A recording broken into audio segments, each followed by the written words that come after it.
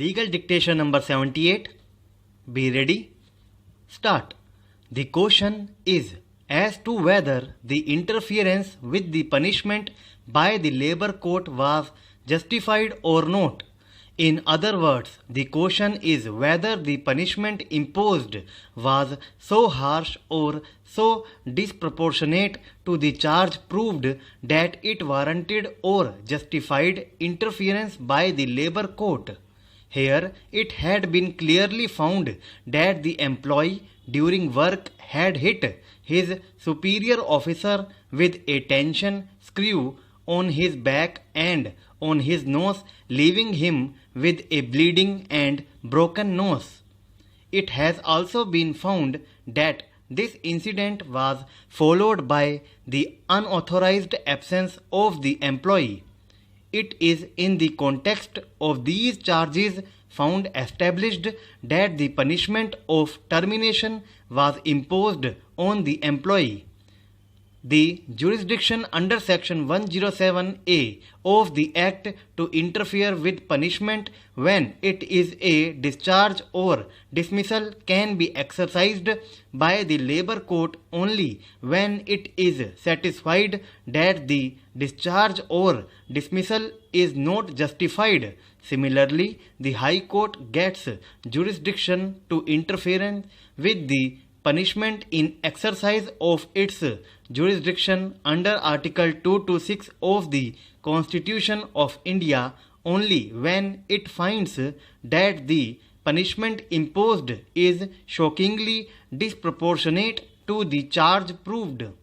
This court, after referring to the scope of interference with punishment under Section 11A of the Industrial Disputes Act, held that the labor court was not justified in interfering with the order of removal from service when the charge against the employee stood proved. It was also held that the jurisdiction vested with the labor court to interfere with punishment was not to be exercised capriciously and arbitrarily. It was necessary in a case where the labor court finds the charge proved for a conclusion to be arrived at that the punishment was shockingly disproportionate to the nature of the charge found proved before it could interfere to reduce the punishment. This court, after referring to the decision in State of Rajasthan versus B.K. Meena 1996 6 SCC 417, also pointed out the difference between the approaches to be made in a criminal proceeding and a disciplinary proceedings. This court also pointed out that when charges proved were grave vis-a-vis the establishment, interference with punishment of dismissal could not be justified. This court again reiterated that the jurisdiction to interfere with the punishment should be exercised only when the punishment is shockingly disproportionate and that each case had to be decided on its facts.